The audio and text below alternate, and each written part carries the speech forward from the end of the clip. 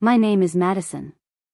I'm 26, and I've lived my whole life in my sister Chloe's shadow. Every birthday, every holiday, every achievement, it was always about her. I thought that was just my role, until the night in Vegas when my dad grabbed my arm and demanded I do something that shocked me. That was the night I said no. If you, like me, grew up overshadowed by your siblings or friends, hit that like button and subscribe. I'll share how I finally broke free from decades of favoritism. I grew up in Los Angeles, in one of those neighborhoods where kids raced their bikes until the streetlights flickered on. My parents, Robert and Elaine, both worked full-time, dad in property management, mom at a dental office. Outwardly, they looked like the kind of parents who believed in family above all else.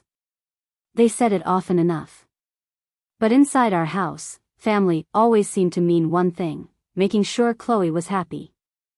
If Chloe had a school recital, the world stopped until she was dressed, praised, and cheered. If she had a tantrum, everyone bent over backwards to calm her down. And if she achieved something, no matter how small, it was celebrated like a world event. Me?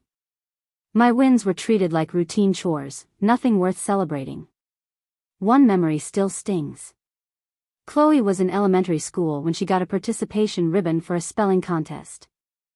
She could barely spell half the words, but she came home glowing, ribbon in hand.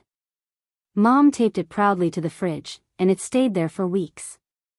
Friends and neighbors saw it every time they visited. That same year, I was in middle school. I won first place in a district-wide essay competition. I came home with a glass trophy, heavy and shining, thinking maybe I'd finally get that same applause. Instead, Mom smiled faintly, said, "That's wonderful, honey," and turned back to help Chloe look for her shoes. Dad didn't even glance away from the TV. My trophy ended up on a dusty shelf in my bedroom while Chloe's ribbon remained the star attraction in the kitchen. That moment was a blueprint for how our family worked. Chloe's smallest steps forward got the spotlight. My biggest leaps barely made a ripple. As we got older, the pattern grew louder. Chloe got a brand new white Jeep for her 16th birthday. I had spent 2 years bagging groceries to save for a used Toyota that coughed smoke whenever I turned the key. Her bedroom was repainted and redecorated every couple of years. Mine stayed the same pale yellow from the day we moved in. When I asked to repaint, Mom brushed me off. "You're practical. You don't care about things like that." But I did care. I just wasn't allowed to admit it. Whenever I questioned the unfairness, Mom had the same response: "Your sister is more sensitive than you. You're strong. You don't need as much." Strong. That word became the chain around my neck. Being strong meant swallowing disappointment. It meant not asking for attention. It meant learning to celebrate myself in silence, because no one else would. Meanwhile, Chloe mastered the art of drama. Tears, tantrums, sulking, she learned early that emotion was power. When she cried, the family rallied. When I cried, I was scolded for being dramatic. So I stopped. I built my identity around being the one who never needed anything, the one who could handle herself. By the time I left for college, I had accepted my place as the afterthought. I focused on my studies, graphic design, and took freelance jobs late at night just to cover rent and food. Chloe, on the other hand, was still at home, switching majors every semester, living off Mom and Dad's support. One Thanksgiving, I came home after a week of working nearly 50 hours between classes and freelance jobs. At dinner, Dad asked me how school was going. I started to explain how close I was to graduating early. Before I could finish, Chloe interrupted to announce she was thinking about communications. Instantly, the rest of the conversation shifted to her maybe career. My news vanished into the background, like always. I told myself things would change once we were both adults. That one day, I'd be seen as an equal. But nothing changed. When I landed my first salaried job right out of college, I celebrated by inviting my family over to my new apartment for dinner. They showed up 45 minutes late because Chloe had to stop at the mall for a new outfit. And the only thing they complimented that night wasn't my apartment, or my cooking, or my achievement. It was Chloe's dress. Still, I kept hoping. Hoping that one day they'd see me. Hoping that if I achieved enough, sacrificed enough, worked hard enough, they'd notice. So when my dad announced he wanted to celebrate his 55th birthday with a family trip to Las Vegas, a small voice inside me whispered, maybe this time will be different. Maybe this time, they'll see me. But I should have known better. Dad made Vegas sound simple. 2 nights. A nice dinner. Maybe a show if we found tickets. Just some quality time as a family, he said.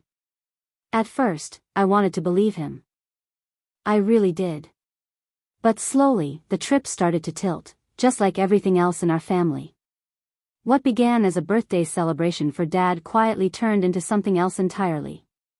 Mom started calling it a double celebration, Dad's birthday and Chloe's 1-year mark at her marketing job. I nearly laughed out loud the first time she said it. A 1-year milestone? I had been working non-stop for years, managing client deadlines and creative teams. No one had ever so much as taken me out to lunch for surviving in a high-pressure industry. But Chloe holds down a job for 12 months and suddenly it's cause for a getaway. Still, I kept my head down. I worked late that whole week to make sure everything was squared away. I cleaned up my schedule, left detailed handoff notes for my team, and pre-scheduled all our social media posts. I even included a contingency plan in case a client had a meltdown while I was out. I didn't want to be a burden. I just wanted to be present, for once.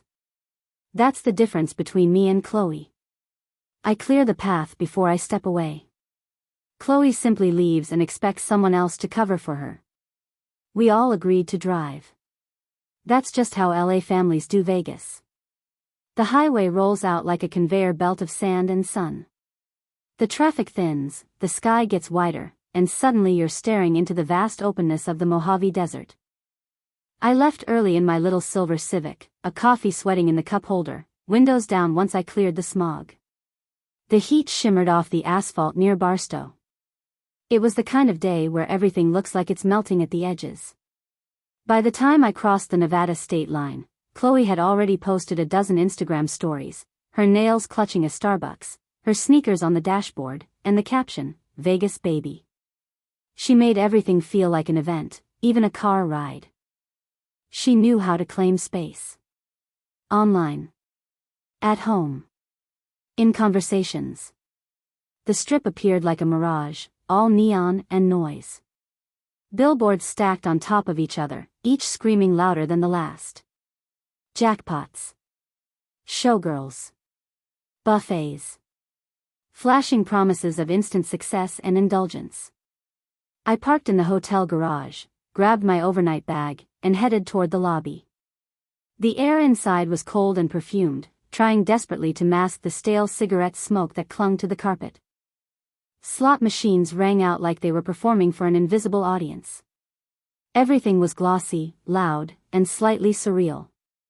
I texted our family group chat that I had arrived. Mom responded with 3 heart emojis. Chloe said, "Save our spot in line." I didn't. The line was slow, which gave me way too much time to stare at my reflection in the mirrored columns, tired but composed, like always. My outfit was neutral, blending in. Nothing flashy, nothing loud. I wasn't here to make a statement. I just wanted to feel like I belonged. Finally, the hotel clerk handed me an envelope. "You're in the new tower, Miss Shaw," she said with a smile. "High floor, strip view. It's a really nice room." It wasn't a penthouse, but it was mine. I had made the reservation myself. Paid for it myself. Arrived on time. It was a small win, but a real one. Moments later, the elevator doors slid open behind me, and in walked my family. Dad walked with purpose, scanning the lobby like he was looking for inefficiencies to fix. Mom followed, eyes wide with excitement. Chloe came last, dragging her suitcase and taking a video for her story. She gave me a quick hug, already eyeing the check-in desk. When the clerk handed over the keys to their rooms in the older tower, Chloe frowned. Do they face the Strip? She asked. The clerk shook her head. Mountain View. Chloe turned to Mom, pouting. I always get stuck with the worst room. Mom immediately jumped into fixer mode. We'll sort it out, sweetheart. Let's get upstairs first. Then Chloe looked at me. Madison probably got the good one. She always does. That was rich. Nothing in my life had ever been handed to me. But Chloe genuinely believed she was the underdog in that moment. Let's just go upstairs, I said, trying to avoid the brewing storm. We rode the elevator in silence. Dad stood stiffly, arms crossed. Mom nervously fiddled with her necklace. Chloe leaned against the mirrored wall, already drafting her next complaint. I held onto my bag and focused on breathing. We stepped into the hallway of the new tower. It smelled faintly of fresh paint and new carpet. I unlocked my door and stepped into my room. It was modest but clean. A wide window with a view of the Strip. Crisp white bedding. A small desk. Just enough space to exhale. I didn't even hear her ask. Chloe had already followed me in. She walked straight to the window. Wow. This is way better than ours. I didn't answer. Then Mom appeared in the doorway, voice sweet but hesitant. Chloe's room doesn't have this kind of view, honey. You know how much she's always wanted that. Maybe we can switch things around. I froze. I had done everything right. I had planned ahead. Paid for my own room. Showed up early. This room wasn't a gift. It was mine. And yet, once again, I was being asked to give it away, for her comfort. Dad stepped in next, voice low and firm. Madison, don't make this difficult. It's just a room. We're here to enjoy ourselves, not argue. But it wasn't just a room. It was a symbol of everything I'd swallowed for years. Every time I stepped aside. Every time I gave up what I earned so Chloe wouldn't have to feel the sting of inconvenience. I saw it happening in real time, and for the first time, I wasn't going to let it. No, I said, steady and calm. I'm keeping my room. The air went still. Chloe laughed like she couldn't believe it. Are you serious? You don't even care about views. I care about fairness, I said. And that's when Dad stepped closer. His hand wrapped around my arm, not hard enough to hurt, but just tight enough to send a message. Stop this now, he growled. You're ruining everything. My heart pounded. My cheeks burned. But something in me clicked into place. I pulled my arm away. No, I said again, louder this time. I'm not giving up my room. Not this time. The moment I said no, something in the room shifted. Not in a dramatic, movie scene kind of way. The chandelier didn't shake. Nobody screamed. But I felt it in my body, a slow, electric pull of tension. Like a cable that had finally snapped after years of strain. My voice had landed in the space between us like a small earthquake, and now everyone was waiting to see what would fall. Chloe blinked, her eyes wide, like she couldn't believe I'd actually stood my ground. Mom let out this tiny, scandalized gasp, as if I'd broken a family law we didn't even know we'd signed. And Dad, his jaw locked tight. He didn't raise his voice, but his entire posture changed. Shoulders squared. Chin tilted. The kind of stance you take when you're about to shut something down. Chloe was the first to speak. Of course she was. You're serious, she said, still stretched out across the bed, as if it were hers already. You don't even care about stuff like this. I do. I stayed calm. That doesn't mean I should always be the one to give mine up. That's when Dad stepped forward. Don't make this difficult, he said, low and firm, like he was offering me a chance to save face. It's just a room. We're here to celebrate. Let's not ruin the trip. That was the part they never seemed to understand. It was a symbol, of all the times I'd stepped aside, made room, swallowed my own wants so Chloe wouldn't have to. I'd booked this space myself. I'd paid for it, checked in early, done everything right. And still, I was being asked to surrender. No, I said again, more grounded this time. I'm keeping my room. Then it happened. Dad took another step, closed the distance between us, and put his hand on my arm. Not aggressively. Not violently. But firmly. Like he was reminding me who made the rules in our family. His grip wasn't painful, but it was heavy with implication. He wasn't just trying to move me physically. He was trying to move me emotionally. To make me fall back into place. He didn't say anything at first. Just stared. Then, finally, through gritted teeth, "You are being selfish. After everything we've done for you, this is how you repay us? By making your sister miserable on my birthday?" That word. Selfish. It hit like a slap, but not in the way it used to. For years, that word had been the fastest way to get me to back down. I'd been trained to avoid it at all costs. But now? It just made me feel sad for him. For all of them. Because if saying no to being erased made me selfish, then maybe selfish was exactly what I needed to be. Chloe groaned from the bed. "This is so stupid. Just give me the key." "God, you're so dramatic." I turned to her. "It's not dramatic to want respect." Her smirk faltered for a second, and that was all I needed. Mom stepped in then, voice soft and trembly. "Sweetheart, please. You know how sensitive Chloe is. You've always been the strong one. Can't you just be flexible, just this once?" I laughed quietly, not because it was funny, but because it was so painfully predictable. "I'm tired of being flexible," I said, my voice steady. "I bend and bend and bend, and no one ever asks what that costs me. Everyone's always worried about Chloe's feelings, but what about mine?" Nobody answered. So I walked to the desk, set my bag down, and looked all three of them in the eye. "This is my room. I booked it. I earned it. I'm not moving. If Chloe wants a view, she can book her own." The silence that followed was dense. Not the kind that comes from peace. The kind that comes when a machine jams and nobody knows what to do next. I could feel their confusion, their discomfort, how unfamiliar it was for me not to fold. And then I did the most powerful thing I could do in that moment. I walked out. No yelling. No door slamming. Just calm, deliberate departure. The hallway felt cooler. Quieter.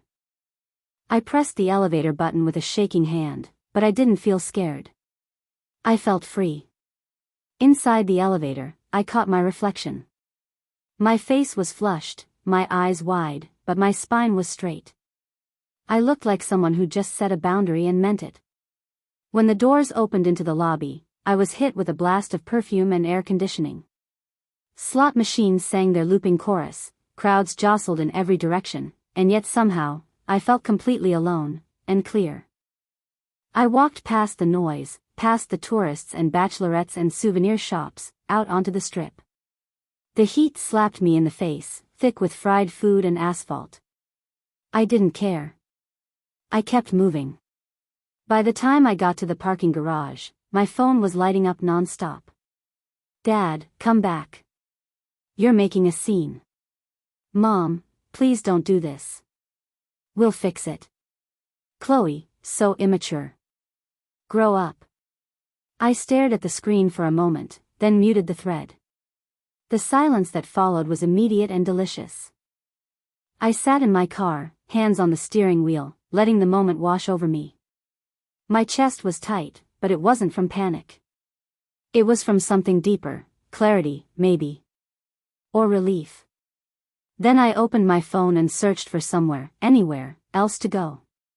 A small and near Red Rock Canyon came up. It looked quiet. Peaceful. There was only one room left. I booked it. Before I started the engine, I typed one last message to my family, I'm safe. I need space. Please don't call or text tonight. We'll talk when I'm ready. And then I drove. The strip faded behind me. The desert stretched out in front of me like an invitation. And as the sky turned golden and the mountains rose on the horizon, I realized something powerful. I wasn't running away from them. I was finally running toward myself. By the time I reached the outskirts of Las Vegas, my hands had stopped shaking. The strip glowed behind me, a neon promise to people who loved noise and excess. But I wasn't one of them, not anymore. The further I drove, the clearer everything became. The endless desert didn't ask me to be anyone. It just let me breathe. I arrived at the small and near Red Rock Canyon just as the sun dipped below the horizon. The sky was still glowing, and the hills looked almost painted, all soft gold and deep violet. The parking lot was nearly empty. No bright lights. No crowds. Just a few string bulbs swaying in the breeze and the faint chirping of insects. When I stepped inside the office, the air was cool and smelled faintly of sage. A woman in a soft cardigan looked up from a paper ledger, greeted me with a calm smile, and took my name without rushing. There were no fake pleasantries. No performance. She handed me an actual metal key attached to a worn leather fob and circled my room on a little photocopied map of the property. "There's tea in the lobby if you want some," she said. "And a basket of oranges in the morning. We turn the porch lights off at 11 so the stars can do their job." I stood there for a second, the simple kindness of her words hitting me harder than I expected. The room itself was small and quiet. Adobe tiles. A white duvet. A window that looked out onto a low ridge glowing with residual heat from the day. I set my bag on a bench and just stood there, not moving, letting the silence arrive in stages. For once, nothing was pulling at me. No texts, no tension, no background expectation to keep everyone else comfortable. In the bathroom, I turned on the shower and watched the steam climb up the mirror. My arm had a faint red mark where Dad had grabbed me, not quite a bruise, but an outline of everything I was trying to leave behind. The water hit my shoulders, hot at first, then cooler, as if washing away more than just sweat and desert dust. Afterward, I made myself a mug of tea from the lobby and sat on the small patio outside my room. The night was quiet, still holding the heat of the day but softened by wind. 2 chairs faced a gravel path lined with sage and prickly pear. Somewhere down the row, a couple murmured over a paper map. A door clicked gently shut. Someone had turned off their porch light early, letting the stars come forward a little faster. I pulled out my notebook and wrote down what had happened, what was said, how it felt, the moment I chose myself. I wrote without apology. No softening. No justifying. Just truth. And when I finished, I didn't feel shaky or unsure. I felt steady. Like I'd finally found the shape of my own outline, not the one carved by years of being the strong one. Later that night, I slept without a fight. No racing thoughts. No internal arguments. Just stillness. When I woke before dawn, the sky outside was soft and pearly, the kind of light that turns edges kind. I got dressed, leggings, a loose tee, sneakers, and wandered to the lobby for coffee. The woman from the night before had left a note beside the oranges. "Scenic loop opens early. Calico Tanks is lovely in morning shade." She had drawn a little heart next to it. I peeled an orange at the counter, juice clinging to my fingers, and tucked one of the park maps into my pocket. The drive into the conservation area was quiet, the road curving through soft hills as the sun rose behind me. At the fee station, the ranger handed me a trail guide and smiled without small talk. I didn't need anyone to explain what I was doing out there. The silence made sense. When I pulled into the Calico Tanks lot, the trailhead was empty. The air was crisp, still holding the night's coolness.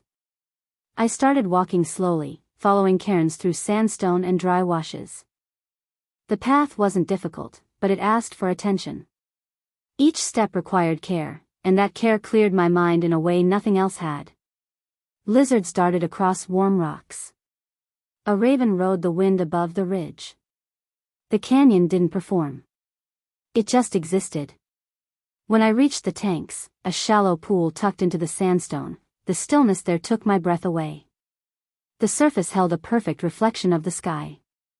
For a second, I felt like I could step down into that mirror and come up clean. In the distance, the strip was a faint line, barely visible. So small I could cover it with my thumb. And I did. Just for a moment. Not to pretend it didn't exist, but to remind myself how far I'd come. I stayed until the sun rose higher and the shade pulled back. Then I retraced my steps, feeling the stone warm beneath my shoes. Back at the inn, the courtyard had started to stir. Someone was laughing at a yogurt lid that wouldn't open. A child clapped after conquering a tricky door. I rinsed the trail dust from my skin and slipped into a cotton dress that felt like ease. The cafe next door was starting to fill. I found a quiet table and ordered huevos rancheros and a second cup of coffee. The food was simple, the spices familiar, and I ate slowly, no one watching, no one interrupting. Just me. Choosing where to sit. Choosing how to spend my time. On the walk back to my room, I passed a row of ocotillo, thin green spires stretching into the blue sky like quiet declarations. At my door, I paused. My notebook was still open on the nightstand. The last thing I'd written, respect is the price of admission. I underlined it again, not as drama, but as a promise. The breeze picked up. Somewhere nearby, a woman hummed along to a song I couldn't quite hear. And for the first time in years, I felt like I was in a place that didn't require me to disappear to be welcome. That afternoon, I wandered back to the inn's lobby, still wrapped in the calm the desert had offered me all morning. I wasn't looking for conversation. I just wanted cold water and maybe a minute of air conditioning before returning to my little room. But that's when I saw her. She stood at the front desk, chatting softly with the cardiganed innkeeper, her hand resting on a wrinkled paper map of the canyon trails. Her dark hair was pulled back into a loose knot, and a streak of silver ran right through the side, catching the light when she moved. She wasn't young, but she wasn't old either, maybe late 40s. And she had this way of holding herself, relaxed, like someone used to moving through the world on her own terms. When I stepped up beside her to reach the water dispenser, she noticed the trail dust on my calves and smiled. "Calico tanks?" she asked, already knowing. I nodded, smiling back. Yeah. It was exactly what I needed. She glanced down at the map. That trail has a way of filing your thoughts into the right drawers. Especially if you let the rock set the pace. That line caught me. I didn't know why. Maybe because it felt true in a way I hadn't realized until she said it out loud. We started talking, casual at first. Names. Cities. She was Jenna, from Sacramento. A brand strategist. She'd flown to Vegas for a client roundtable that got canceled at the last minute. Rather than fly home, she rented a car and followed her own instinct out toward the canyon. "I figured I already packed for the wrong kind of trip," she said, laughing. "Might as well go all in." I told her my name, where I was from, and a heavily edited version of why I was here. But she caught it. Whatever detail I'd left out, she heard the weight in my voice. "Family?" she asked, gently. I nodded. Yeah. Vegas was supposed to be a celebration for my dad. But it turned into the usual, everything bent around my sister, and I was expected to fold. Again. She listened. No interruption. No commentary. Eventually, I said it all, how my dad grabbed my arm, how they wanted me to give up my room, how I finally said no. She didn't blink. Instead, she said, "At my brother's wedding, my mom tried to seat me behind a pillar so my brother's girlfriend could be in the pictures. I stayed put. Didn't cause a scene. But we didn't speak for 3 months." I let out a breath I hadn't realized I was holding. "And it didn't feel like punishment," she added. "It felt like relief." That was when I really started talking. And she did too. We talked about being the capable one. How families praise your independence until it becomes a reason not to check on you. How once they've labeled you strong, they stop wondering if you're okay. I told her how I always felt like I had to be easy. That the moment I expressed a need, it got treated like a problem. She nodded, like she knew exactly what that felt like. Families are efficient machines, she said. They route anxiety to the person who absorbs it cheapest. And if you're the calm one, the quiet one, the competent one, that's you. That sentence landed hard. I wrote it in my notebook, underlining it. Then I asked her something I'd never asked anyone. How do you stop it? Like actually stop it from creeping back in? She looked at me, kind but firm. You don't wait for them to change. You draw the boundary. And you enforce it. Even when it costs you something. She leaned forward slightly. A boundary isn't a plea for someone to treat you better. It's a line you hold to protect yourself, even when they push against it. Especially when they push. Then she gave me 3 lines, simple phrases she carries in her pocket for when the old choreography starts up again. That doesn't work for me. I'm not available for that.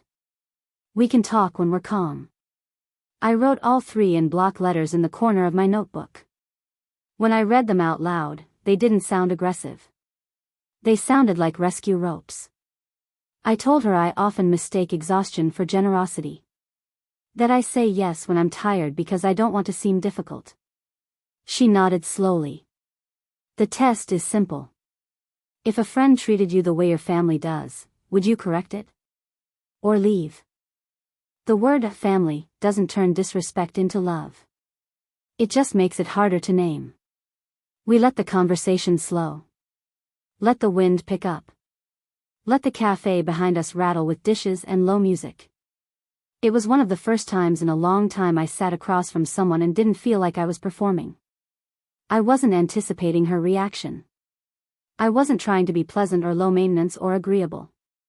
I was just being. Before we left the table, Jenna reached into her tote bag and pulled out a slim white business card. She flipped it over and wrote her number on the back. If the quiet gets heavy, she said, sliding it to me, text me. Sometimes the grief shows up right after the breakthrough, not because you're wrong, but because you're finally feeling all the things you've had to bury. I didn't know what to say. So I just nodded. I tucked the card into my notebook beside the 3 phrases. We stood at the same time, no awkward goodbye, just shared timing. Her door closed softly a few seconds before mine. Inside my room, I didn't turn on the lights. I stood at the window, letting the desert stars multiply in the dark. I didn't rehearse what I'd say to my parents. I didn't even think about Chloe. I thought about that sentence again. Peace requires respect. Compliance requires disappearance. I wrote it at the top of a fresh page. I underlined it until I could feel the pressure through to the sheet beneath. When I slid into bed, I didn't feel triumphant. I felt steady. Like I had finally found my footing. And that night, I didn't dream about my family. I dreamt about silence. And I woke up rested. I woke early the next morning, before the sky had even decided what color to be. My room was hushed, the air soft and cool against my skin.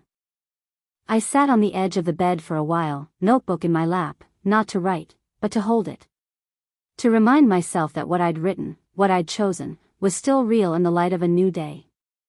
The sentence I'd underlined the night before was still visible through the page beneath. Peace requires respect. Compliance requires disappearance. I traced it with my finger once, like a vow. Then I got up and got ready. The inn was quiet. People were still asleep or whispering on their patios. I grabbed a coffee from the lobby, nodded at the innkeeper who smiled without asking questions, and stepped out into the morning light. I took my time packing. I wasn't rushing to get back. But I also wasn't afraid anymore.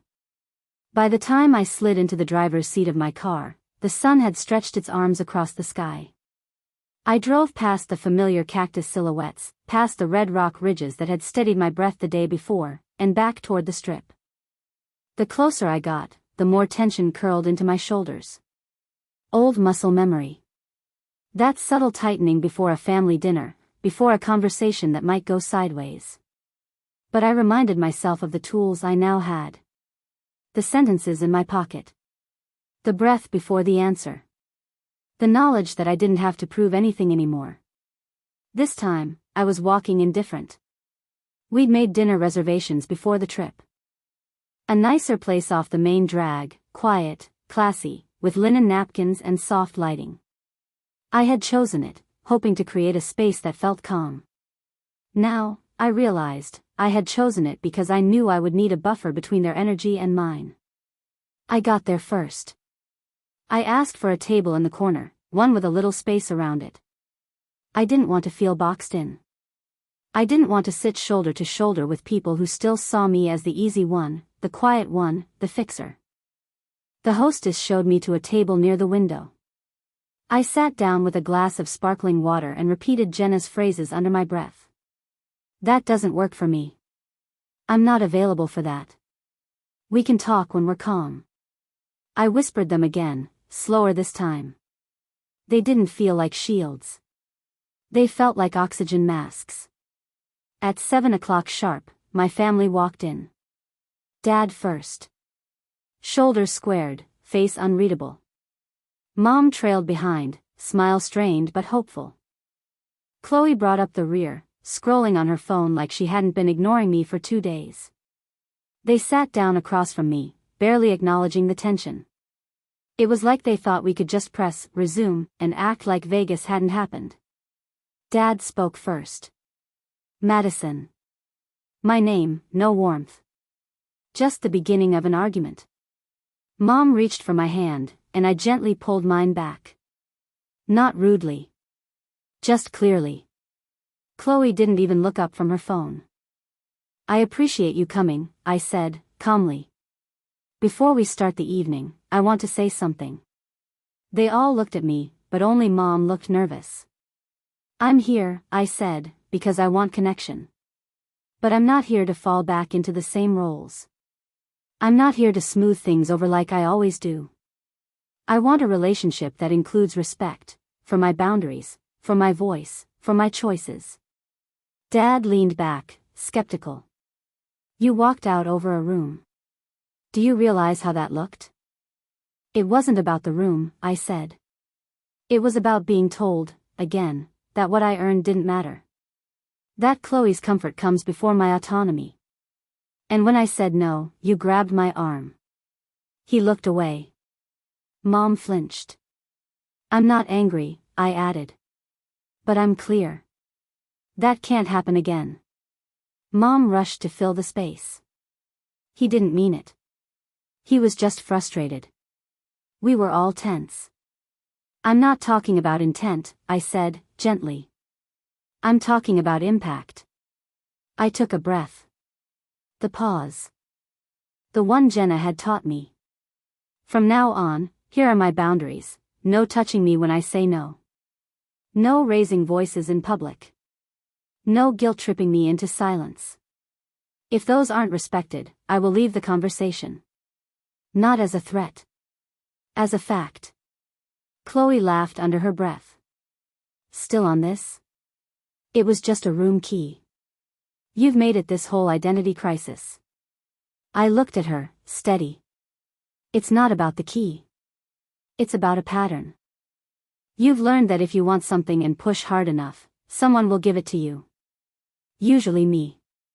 That ends now.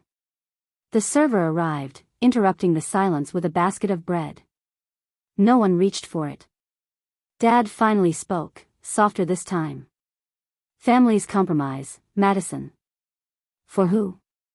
I asked. Compromise in this family has always meant I step aside. I get smaller. That doesn't work for me anymore. Another pause. Longer this time. Chloe stabbed a tomato with too much force. You sound like a stranger. I'm just not disappearing anymore, I said. Mom wiped at her eyes with her napkin. This trip was supposed to bring us together. It still can, I said, but only if the version of together includes mutual respect. Otherwise, it's just performance. When the entrees came, we ate mostly in silence. But it was a different kind of silence. Not the usual quiet where I filled the air with safe topics and rescued the mood. This time, I let the silence stand. And surprisingly, no one stormed out. Dad set his fork down and said, "Okay. I'll agree to the no grabbing." And the raised voices. "That's fair." He looked at me, not defiant, but curious. Testing the temperature. "I appreciate that," I said. "That's a start." Mom dabbed her eyes again. "I didn't realize how often we favor Chloe. I'll try to notice." It wasn't a miracle. It wasn't healing. But it was movement. The check came, and as always, Dad reached for it. I placed my card on top of his. "I'm paying for myself," I said. "Keeps things clean." He paused. Then nodded. We left the restaurant together, but not in a clump, not in the old formation. Chloe walked ahead, complaining about something on her phone. Mom hovered near me, unsure if she should hug me. I gave her a brief one, polite, not performative. Dad said, "Good night," and didn't argue. As I stood outside, watching the lights flicker and fade, I realized something simple and profound. I didn't need them to agree with me. I just needed them to respect that I wouldn't go back to being small. And I had done that. Not with shouting. Not with drama. Just with clarity. I didn't drive straight home that night. Instead, I returned to the inn. Not because I was upset or unraveling, but because I wanted to leave the weekend on my terms. That was important. I wasn't retreating, and I wasn't sulking. I just needed a full breath before diving back into my regular life. And I wanted to end the trip in a way that felt like mine. The inn welcomed me like a quiet friend. The porch lights blinked softly in the desert dark, and the courtyard smelled faintly of sage and dust. The same woman was behind the front desk, cardigan sleeves pushed to her elbows, still working on that ledger. She looked up, nodded, and slid me a key without needing an explanation. It was a kindness I didn't know I needed until it was offered so effortlessly. Back in the room, I set my bag down gently and sat on the edge of the bed. The stillness wrapped around me like a second skin. I poured a glass of water and reached for my notebook, the one that had held all the words I hadn't dared say until now. I didn't write anything at first. I just sat there and listened to the quiet. Then finally, I wrote. I set my terms. I stayed calm. And I walked away with myself intact. I underlined it twice. Because it mattered more than anything anyone else might say about what happened. It wasn't about being right, it was about being whole. For years, family dinners ended with me feeling hollow. I'd smooth things over, smile through tension, keep the mood light. Then I'd come home and cry in the shower, or zone out in front of a screen with cold leftovers and unresolved hurt. And no one, not one of them, ever noticed. But this time, I didn't let it happen. I said no. I stayed in the conversation, even when it got uncomfortable. And I didn't apologize for having a boundary. That was new. That was mine. The next morning, I moved slowly. I folded my clothes like someone who meant to keep them wrinkle-free. I took my time with coffee. I walked the gravel path one last time and stood under a pale stretch of sky, letting the breeze sweep through my hair. It felt like a promise. Not that everything would be easy, but that I wouldn't go back to how things were. The drive back to Los Angeles was quiet. I let the miles roll beneath my tires like a slow exhale. The further I got from Vegas, the lighter I felt. Not because Vegas was the problem, but because that hallway, that tug on my arm, that moment where I said no, had marked a turning point. It had carved out a new version of me, and I wasn't about to forget her. When I walked into my apartment, it felt different. It felt like mine again. Spring had arrived while I was gone. The jacarandas had started dropping purple blossoms all over the sidewalk, and the air smelled like something freshly opened. For the first time in years, I stopped on my walk to work just to breathe it in.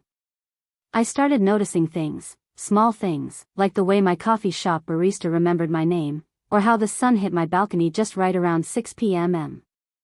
I wasn't too busy accommodating someone else's emergency to feel my own life happening. That was new, too.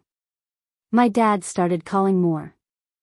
At first, every time his name popped up on my screen, my chest tightened. I'd expect criticism. A lecture. A disguised order. But the calls were softer.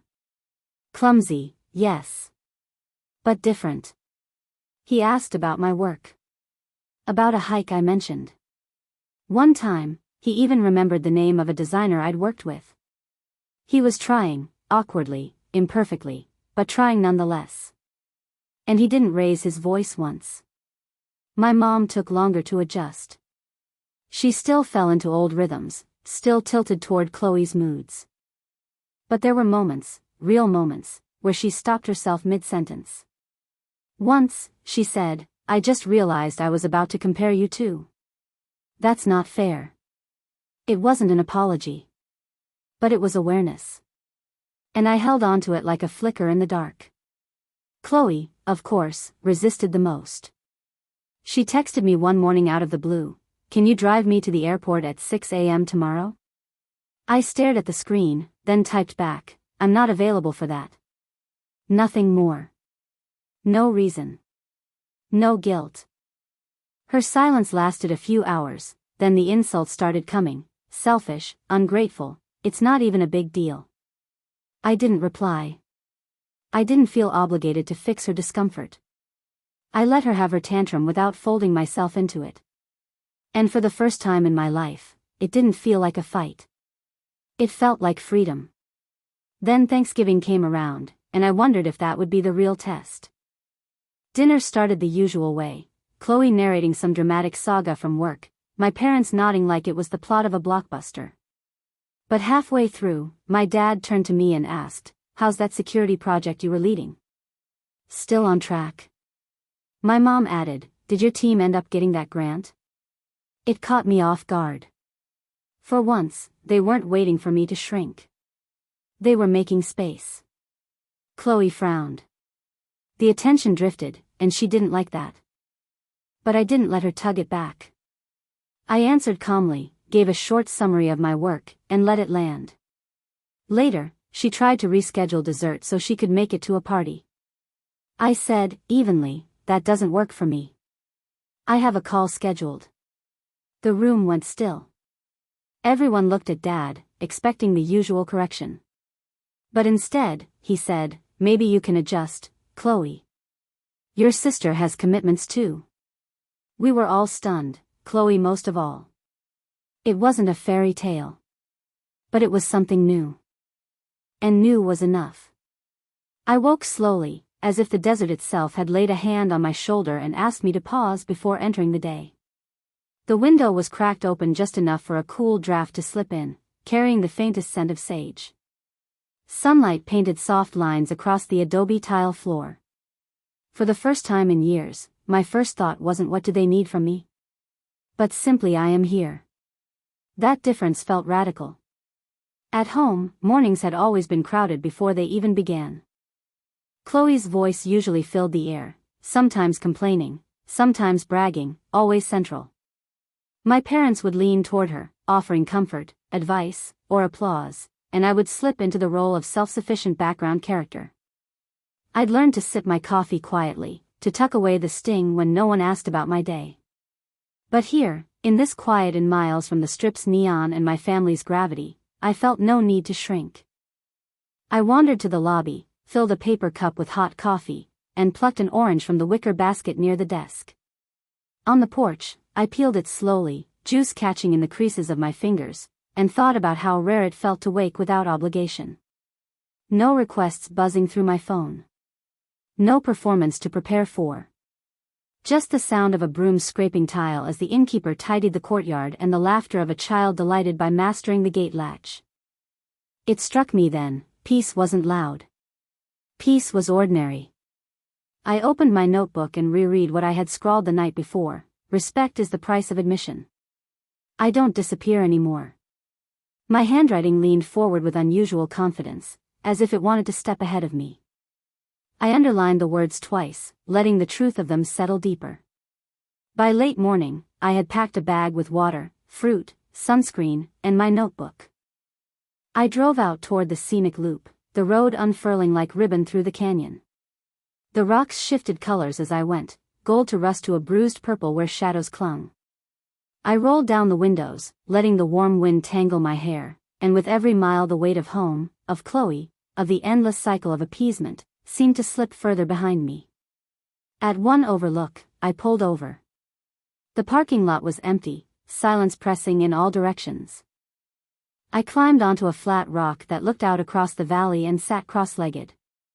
The air was dry, the sun hot but not yet punishing, and the hawk circling overhead moved with the kind of authority I envied, needing no permission, asking nothing, simply claiming space. I opened my notebook and wrote the 3 sentences Jenna had given me in big block letters. That doesn't work for me. I'm not available for that. We can talk when we're calm. I read them aloud. The canyon absorbed the sound, not echoing, not judging. And yet, speaking them into the open made them real in a way whispering to myself never had. They were no longer practice lines, they were a vocabulary for survival. Later, I hiked a short trail that wound through sandstone ledges and patches of stubborn desert grass. Lizards flashed across the path, tails whipping like sparks. The climb wasn't steep, but it required attention, each step deliberate, each stone chosen carefully. I liked that. It mirrored the carefulness I was learning in my own life. No more giving away pieces of myself without thought. No more automatic yes. At the top, the view widened. The strip was a faint smudge on the horizon, so small I could cover it with my thumb. I did for a moment, amused at the childishness of the gesture, but then lowered my hand. Erasing it wasn't the point. The point was learning how to live without letting it dominate my vision. I stayed until the heat pressed hard between my shoulder blades, then retraced my steps. Dust clung to my calves, my throat was dry, and yet my chest felt lighter than it had in years. Back at the inn, I showered slowly, watching the dirt swirl down the drain. It felt symbolic, as if the water wasn't just rinsing away sweat but rinsing away years of compliance. When I stepped out, wrapped in a towel, I caught my reflection. My shoulders looked different, less hunched, more at ease. Dinner was simple but felt sacred. I chose a table outside the cafe under strings of white bulbs, the desert air cooling now that the sun had sunk. I ordered grilled vegetables, rice fragrant with herbs, and a glass of crisp wine. Eating alone once felt like a spotlight on my failures. Now it felt like a declaration.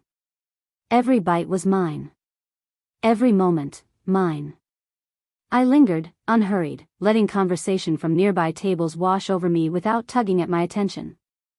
The server smiled when she brought the check. "You look peaceful," she said. "I think I am," I answered, and surprised myself with the certainty in my voice. Later, in my room, I lit the small lamp and sat at the desk. The notebook waited. I turned to a clean page and wrote, "I am no longer waiting for my family to validate my worth. I am allowed to define myself." The words were steady. They didn't tremble like confessions. They landed like foundations. I closed the book and placed it beside Jenna's card. I didn't reach for my phone. I didn't rehearse arguments. Instead, I opened the window and let the desert night pour in. Stars scattered themselves across the sky like punctuation marks in a story that was finally mine to tell. When I slid beneath the duvet, sleep came easily. Not as escape, but as rest. In my dream, I walked a trail lined with cairns that led upward into starlight, and for once I didn't doubt whether I belonged on the path. I woke the next morning rested, whole, and ready for what came next. I drove back toward the strip slowly, headlights carving the desert night, my notebook resting on the passenger seat like a silent witness. The inn's quiet had given me strength, but now I was steering toward noise again, the noise of neon, of slot machines, of my family's patterns. The skyline sharpened ahead, glittering with the kind of relentless energy that once thrilled me but now felt hollow. I tightened my grip on the wheel. This time, I wasn't arriving as the Madison who bent until she disappeared. I was bringing with me the steadiness I had earned in silence. The restaurant I chose wasn't flashy, but it carried enough weight to signal intention. Upscale enough that voices would stay restrained, casual enough that no one would feel trapped. I asked for a corner table with a wide view of the room. I wanted space, both literal and symbolic. The host led me over polished floors to a small table by a wall of glass where the strip glittered faintly beyond. I sat, ordered sparkling water, and opened my notebook briefly, running my finger over Jenna's phrases one more time. That doesn't work for me. I'm not available for that. We can talk when we're calm.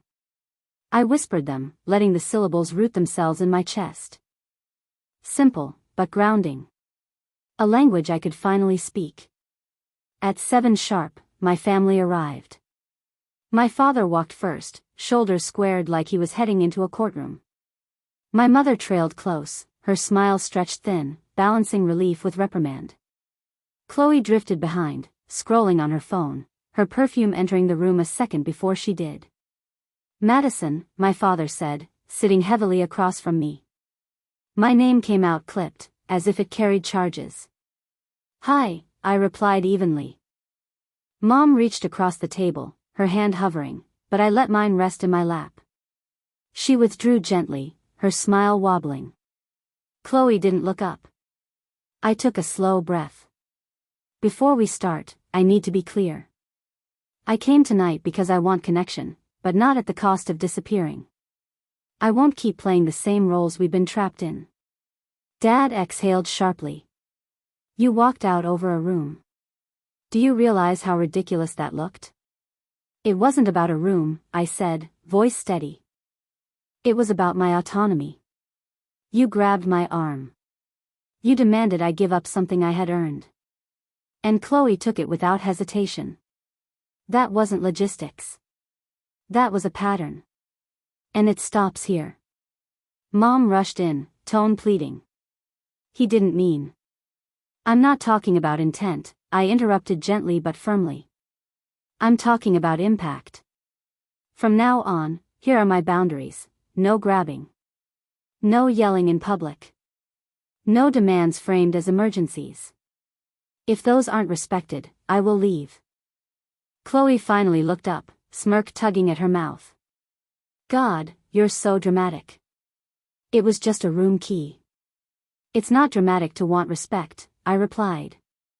For years I've been the one giving things up, seats, schedules, even birthdays, so you could be comfortable. That won't continue. The server arrived with bread, mercifully breaking the tension. I tore off a piece slowly, letting the act of buttering it calm my hands. When he left, Dad leaned in, his eyes sharp. Families compromise. You act like a victim. We were trying to keep the evening pleasant. For who? I asked. Because in this family, pleasant has always meant Chloe gets her way and I stay silent. That doesn't work for me anymore. Chloe stabbed a cherry tomato with unnecessary force. You've changed. You're acting like a stranger. We just wanted the view. You don't even care about views. I care about not being manhandled when I say no, I said, the words firm, unshaken. Mom's eyes glistened. This was supposed to be a happy trip. Your father's birthday, Chloe's work milestone. We wanted to celebrate. It could still be happy, I said softly, if respect is part of it. Otherwise, it's performance. And I won't play the supporting role anymore. The table fell silent. Not the old suffocating silence where I rushed to fill the void with apologies, but a new one, heavy, yes, but clarifying. I let it stand. I cut another piece of bread, sipped my water, and waited. When the entrees arrived, we ate in a quiet punctuated only by silverware. I didn't rescue the conversation. I didn't smooth edges. I focused on my own plate, each bite grounding me in the decision to stay visible. Finally, my father set down his fork. His voice had lost its bark. I'll agree to no grabbing. And no raised voices. I can do that. But you need to meet us halfway. I met his gaze. I am meeting you halfway. I showed up. I'm speaking plainly. I want connection. But not at the cost of vanishing. If that's too much, then distance will be the halfway point. Something flickered across his face. Not surrender, but recognition. He realized, maybe for the first time, that the old tactics wouldn't work on me anymore. Mom dabbed her eyes. I'll try, she whispered. I don't always see when we favor Chloe. I'll try to notice. It wasn't everything. But it was more than I had ever heard before. The check came. Dad reached for it automatically, but I placed my card on top. I'm paying for myself, I said. It keeps things clear. He hesitated, then withdrew his hand. We left together but not in unison. Chloe stalked ahead, muttering about her room. Mom gave me a tentative hug at the door, less clinging than usual, as if testing whether I'd accept it. Dad didn't hug me, but he didn't snap either. He just said, "Good night," and walked off. Outside, the strip shimmered with its endless noise, people surging in waves across the sidewalks. I stood still, letting the crowd flow around me. For the first time in years, I wasn't leaving a family dinner hollowed out. I wasn't swallowing shame or biting back words. I felt steady. Not triumphant, but solid. As I drove back toward the inn, the neon faded in the rearview, replaced by desert dark. My notebook sat beside me, waiting, but I didn't need to write tonight. I already knew what I had proven. I could show up, speak clearly, and walk away intact. And that, I realized as the canyon embraced me again, was more than survival. It was the beginning of a life on my own terms. Spring in Los Angeles arrived quietly, jacaranda blossoms scattering purple across the sidewalks like confetti. For years, I had been too consumed with work and family demands to notice seasons at all. But now, every bloom felt like proof that life could unfold at a pace I chose. The Vegas trip became the hinge of my story. Before it, I bent toward compliance. After it, toward presence and choice. Change didn't happen overnight, but it held steady. I practiced Jenna's one-breath pause daily. A request would come, and I'd stop, inhale, and ask, "Is this mine to carry? What will it cost me?" That pause saved me from slipping back into erasure. My father started calling, not to lecture but to ask about my work or my hikes. My mother, though slower, sometimes caught herself mid-comparison and admitted it wasn't fair. Even that small honesty felt like new ground. Chloe resisted the most, accusing me of selfishness when I stopped rearranging my life for her whims. But for the first time, her anger didn't land inside me. It just passed by. Thanksgiving tested us again. As always, Chloe began center stage, but halfway through, Dad turned and asked about my project. His curiosity was real. When Chloe later tried to rearrange dinner for her plans, I said calmly, "That doesn't work for me." Instead of scolding me, Dad told her, "Your sister has commitments too." It wasn't perfect, but it was different. At work, I noticed shifts too. I no longer dismissed compliments with, "It was nothing." I accepted them. When friends toasted me one evening, to Madison, who knows her worth, I felt the words land like roots. On my 27th birthday, my parents came to dinner. Under the glow of string lights, Dad raised a glass. To Madison. "I'm proud of you." I should have said that more often. For years I'd longed for those words. When they came, they didn't undo me. They landed softly. My worth no longer depended on them. Mom handed me a small gift, a leather key holder with a brass snap. So much of my struggle had been about keys, rooms, access, permission. Now she handed me one freely, as if to say, "You belong in your own place." A week later, I drove back to the desert. Not fleeing, but returning. At the overlook, I opened my notebook and wrote, "Respect is the price of admission." I don't disappear anymore. The words felt final, not as an ending but as a foundation. It isn't a fairy tale. Chloe still stirs storms, my parents still slip. But I no longer vanish when conflict rises. I carry Jenna's sentences not as weapons, but as conditions for real connection. The Vegas key card I refused has become my emblem. Proof that the smallest stand can alter everything. Driving home, the city lights shimmered. I rolled down the window, let the wind whip my hair, and whispered into the night. That doesn't work for me. I'm not available for that. We can talk when we're calm. They no longer felt like borrowed armor. They were mine. And that, finally, was enough. That's my story. Now I want to hear yours. Have you ever felt overlooked in your own family? Comment below and let's talk about it.